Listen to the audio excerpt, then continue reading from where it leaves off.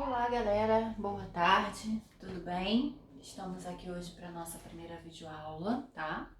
Vamos dar continuidade ao que a gente já estava falando, ao que a gente já estava fazendo, tá? O nosso trabalho. Hoje nós vamos ver a unidade 3, ok galera? Eu tô na página 625, é uma unidade tranquila, pequena, tá? A gente vai conseguir trabalhar ela aqui rapidinho. Vocês vão fazer essa leitura em casa desse texto que eu vou resumir aqui pra vocês vão ver que tá bem tranquilo, tá? O que nós vamos falar hoje? Né? Nas primeiras aulas que nós estávamos trabalhando em sala de aula, nós estávamos trabalhando com estratégias de leitura, tá? Vocês se lembram? Contextualization, skimming, scanning, tá? E a gente trabalhou as técnicas de skimming, que é aquela leitura que a gente faz mais superficial, né? De scanning, quando a gente vai para o enunciado da pergunta, a gente vê o que o autor quer, o que ele está pedindo, e aí então a gente volta para o texto, para aquele parágrafo específico, buscando uma informação específica. Isso aí é a leitura de scanning, tá? E a gente vai continuar falando sobre reading strategies, hoje inference, né? E o que a gente entende por inferência? Inferência é aquilo que não está explícito, tá? É a mensagem que está nas entrelinhas. É aquilo que o autor quer que você enxergue, que você veja. É uma mensagem que ele está passando para você, tá? É óbvio que nós estamos falando de textos em inglês, né? Então, assim, é por isso que nós estamos trabalhando com técnicas de leitura. Porque é importante que você saiba, que você entenda, que você interprete um texto como eu havia dito em sala de aula. Não é interessante que você traduza o texto todo na íntegra, palavra por palavra. Não é esse o objetivo. O nosso objetivo é que, através de um skimming, você entenda sobre o que aquele texto se trata, tá? Leia a questão que está sendo proposta e volte para o texto para fazer o scanning, ok? Fazendo o skimming, né, e sabendo do que o autor está falando, você já pode saber que mensagem que está ali naquele texto, que o autor está querendo passar para você, tá? E aí é onde entra a inferência, ok? Técnicas que são, na verdade, né, inferência, na verdade, é um conjunto de técnicas de dedução do que está nas entrelinhas, literalmente, tá bom? Sem complicação. São as informações não explícitas, tá? E como é que a gente faz para passar uma informação de forma não explícita? A gente faz o uso de metáforas e figuras de linguagem, óbvio.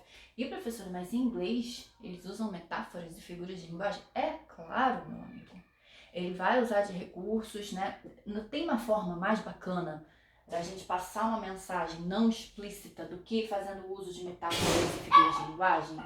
Não tem. É muito eficaz, entendeu? Principalmente nas provas do IME, ou então do ITA, ou então do Enem. Eles usam essas questões, né? Nós vamos trabalhar até uma questão aqui que está na apostila proposta, que faz o uso, né, de uma mensagem não explícita, de metáforas e figuras de linguagem, tá? Como eu falei, tem uma reflexão que é proposta pelo autor, o autor está te propondo uma reflexão, tá? E trabalha o quê? Com títulos, com figuras, palavras-chave, tá?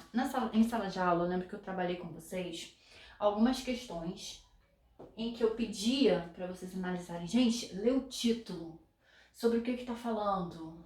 Ah, tá falando sobre comida, tá falando sobre, não sei. Então, assim, o título já te diz muita coisa, o subtítulo também te diz muita coisa, a fonte desse texto, tá? De onde esse texto veio? Veio do New York Times. Ah, eu já sei que tipo de texto é, o gênero, gênero jornalístico, já sei o gênero desse texto, entendeu? Vou pro enunciado. Por que eu vou pro enunciado? Porque a gente precisa fazer o scanning e o enunciado vai te dar informações importantíssimas sobre o texto. Vamos trabalhar uma questão, eu vou mostrar isso para vocês. E a gente também tem as palavras-chave. Como assim? Ah, professora, se o texto está falando sobre a evolução do ser humano, né? É óbvio que eu vou ter palavras que vão se repetir. O processo de evolução, há não sei quantos anos atrás, enfim, a humanidade, e essa palavra vai se repetir com frequência. Então você vai ter o título, se esse texto vier com uma imagem melhor ainda, porque essa imagem vai te transmitir muitas informações pertinentes e importantes relacionadas ao texto, tá? E as palavras-chave, que você vai fazer aquele skimming E você vai ver a repetição, a frequência dessas palavras-chave, que vai fazer o quê? Vai te ajudar a entender qual é a mensagem, a reflexão que o autor está propondo para você. Isso o quê? Técnicas de leitura, mais especificamente a inferência, tá? E obviamente que além das metáforas e das figuras de linguagem, nós vamos ter sentidos conotativos e denotativos. Ó, coloquei no plural, sentidos conotativos e denotativos, tá? Porque eu acho que esse conceito também tá bem claro pra gente, tá? Sentido denotativo é o sentido real, é o sentido direto, é o sentido que tá no dicionário, tá? E o seu nome tá sujo na praça. Sujo na praça. Gente, o sujo aí tá querendo dizer o quê? Que você tá em dívida, que você tá devendo, que você precisa quitar os seus débitos. Mas se eu digo assim, nossa, essa praça tá suja. E esse sujo tá sendo empregado como aqui, né? No primeiro, quando eu falei seu nome tá sujo na praça, eu usei sentido conotativo. No segundo, que eu falei, nossa, essa praça tá suja, eu usei sentido denotativo, que por sinal, tá até escrito errado. Ó. Denotativo. Então, a praça tá suja, denotativo. Seu nome tá sujo na praça, conotativo, tá? Porque eu mudei o sentido da palavra, né? E coloquei ela no sentido que não é o real, tá? Então, tá explicado. Como que a gente pode trabalhar isso? Eu tenho uma questão proposta bem bacana aqui pra gente, na página 626, tá? Primeiro, a tirinha a seguir mostra um diálogo entre duas pessoas com participação de um terceiro interlocutor. Eu já sei, pelo meu enunciado, me deu várias informações. Me deu gênero textual, é tirinha, tá? É um diálogo, olha aí quantas informações. É um diálogo entre duas pessoas e tem a participação de um terceiro interlocutor. Me deu várias informações. É por isso que a gente não pode partir direto pro texto. A gente tem que ler o enunciado. Agora a gente ignora o texto e vai para a questão. Foi o que eu ensinei para vocês, lembra? A questão do Ita diz o seguinte: a terceira pessoa mostra-se incomodada devido a ou ao. Olha a informação que eu recebi. Em cima me disse que tem um terceiro interlocutor.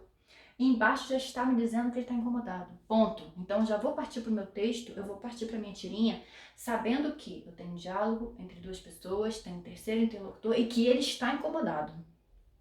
Tá? Então já vou com esse pensamento para a tirinha. Por isso que é importante que a gente lê a questão. Vamos ler as opções também, né? A gente já tá aqui. Letra A.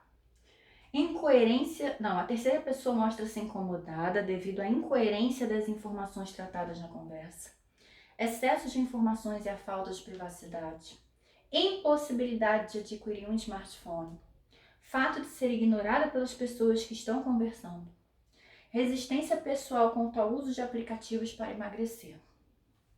Tá?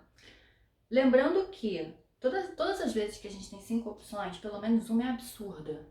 Entenda isso. Tá? Você praticamente trabalha com 4 opções. Meu amigo, se você está resolvendo a questão, tem 5 opções e você não achou uma absurda, você realmente não está sabendo nada sobre esse assunto. Uma tem que ser absurda. Entendeu? Então a gente sabe que dessas 5 uma é absurda. Então a gente vai pro texto. A gente analisa primeiro, tá? Aqui o carinha. Olha todos os quadrinhos, nem é nada. Tá aqui o carinha, tá tomando o chá dele, tá tranquilo. Tá olhando no tablet, tá tomando um chazinho. O olho já tá aqui, ó. Não tô nem lendo, tá? Tô só olhando as imagens. O olho do cara já tá aqui, ó. Né? E aí, no último quadrinho ele tá... Saco. Então, gente, a gente tem que entender que tudo passa uma mensagem. Tudo passa uma mensagem. O próprio texto da gente fala aqui, ó. Em uma língua, signo é todo elemento portador de significado. Assim, todo artefato que usamos para expressar é um signo.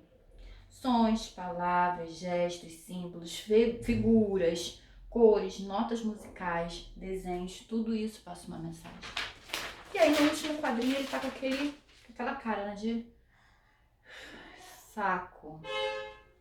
Bom, a gente já fez uma análise, né, de skimming, vamos dizer assim, né? A gente fez uma análise de skimming desse texto. Agora a gente vai fazer o skimming, agora a gente vai fazer o scanning, que a gente vai procurar a informação do porquê que ele está incomodado. Vamos lá. I downloaded an app that has a letrinha pequena. Barcode scanner to help me track my food intake and weight loss. So did I. Ela baixou um aplicativo, né, para controlar aí o que ela come, perda de peso, e a outra também. Mine gives me information the quality of the foods I buy by providing calorie and nutrition ratings for every item. Não precisa entender tudo para saber que o aplicativo também rating dá uma avaliação, né? Mais ou menos. It even helps me create healthy grocery lists. Ajuda a criar listas de compras. Mine has a huge database of foods and plans my meals a week at a time. It assigns everything a point value and tracks nutrition like protein, carbohydrates and fats. Tudo, gordura, carboidrato, o aplicativo faz tudo. Then I celebrate milestones when I reach them. We're losing weight with the help of our smartphones. Aí elas já estão falando com o cara. Olha, a gente está perdendo peso com a ajuda dos telefones. Aí ele fala, well, that's quite a coincidence. Nossa, quase uma coincidência. Olha o sarcasmo, gente. Aí ele pensa, I'm losing my mind with the help of your smartphones. E eu tô aqui ficando doido com a ajuda dos celulares de vocês. Esse quadrinho anterior que ele fala, well, that's quite a coincidence. Gente, sarcasmo puro, tá? Então aí é onde a gente entra com o quê? Com as figuras de linguagem, né? Então, qual a opção correta? É a letra B. Ele está incomodado devido ao excesso de informações e à falta de privacidade. Qual a minha opção absurda? Ele não está a letra C, né? Que diz que ele está incomodado devido à impossibilidade de adquirir um smartphone. Gente, não tem nem contexto para essa questão, para essa opção caber aqui dentro dessa questão. Aí tem a número 2, que está na página 627. Depreende-se da leitura que os aplicativos... E aí, gente? O que depreende-se da leitura dos aplicativos o quê? Tá? Podem ser instalados em qualquer modelo de aparelho, elas não falam sobre isso. Tá? Um skimming rápido, você entende que elas não estão falando sobre isso. Oferecem exatamente as mesmas facilidades às duas usuárias? Bom, oferece às duas usuárias, mas não é sobre isso que o texto está falando, né? O texto está falando sobre oferecer facilidades para os usuários? Não, o texto está falando sobre como elas usam os aplicativos para perder peso. A gente tem que ficar no foco, tá? Os aplicativos registram informações nutricionais nos rótulos de alimento. Não foi nem citado isso no texto, rótulos, não. Os aplicativos impedem o consumo de alimentos de má qualidade? Não, o texto não está falando isso. Que os aplicativos estão impedindo, muito pelo contrário, os aplicativos estão ajudando, mas não está falando que está impedindo ninguém de fazer nada. Letra E, auxiliam as usuárias no controle de perda de peso. Tá no primeiro quadrinho, gente. Deixa eu ver aqui, no primeiro quadrinho. To help me track my food intake and weight loss. Tá no primeiro quadrinho, tá? Uma outra questão ainda, na página 627, que ela é pequenininha, que eu achei, assim, maravilhosa, que é a questão do Enem, tá? Ela só tem uma imagenzinha e ela fala assim, when the power of love overcomes the love of power, the world will know peace. E diz o seguinte, quando o poder do amor superar o amor pelo poder, o mundo conhecerá a paz. Alguns alunos tiveram dificuldade nessa questão aqui. Por quê? Porque parece, né, à primeira vista, que todas as opções são plausíveis. Mas tem que ter cuidado, é o que eu falo. Pode até ser plausível, mas está diretamente relacionada com o texto? Essa que é a questão, tá? Aproveitando-se do seu status social e da possível influência sobre seus fãs, o famoso músico Jimi Hendrix se associa em seu texto os termos love, power and peace para justificar sua opinião de que a paz tem poder de aumentar o amor entre os homens. Gente, a paz tem sim o poder de aumentar o amor entre os homens. Mas isso está diretamente relacionado com o texto? Não está, né, gente? Eu traduzi aqui pra vocês. Não é sobre isso que ele tá falando, tá? O amor pelo poder deve ser menor do que o poder pelo amor, o poder do amor. É isso que ele tá falando no texto. Só mudamos as palavras e o idioma, tá? Quando ele fala, quando o poder do amor superar o amor pelo poder, o amor de poder, o mundo conhecerá a paz. A gente só trocou um pouquinho. A B, que é a opção correta. O amor pelo poder deve ser menor do que o poder do amor. A gente só trocou, mas é exatamente a mesma coisa, tá? Letra C, o poder deve ser compartilhado entre aqueles que se amam. Essa é absurda, tá? O amor pelo poder é capaz de desunir cada vez mais as pessoas. Gente, o amor pelo poder, sim, é capaz de desunir as pessoas. Parece bonito, parece plausível, mas não tem correlação com o que Jimi Hendrix falou aqui, com esse quote, não tem relação, tá? Então a gente tem que, é bonitinho, é plausível, aceitável, mas não tem a ver com o texto, então cuidado, tá? A paz será alcançada quando a busca pelo poder deixar de existir. Pode até ser que a paz seja alcançada, né?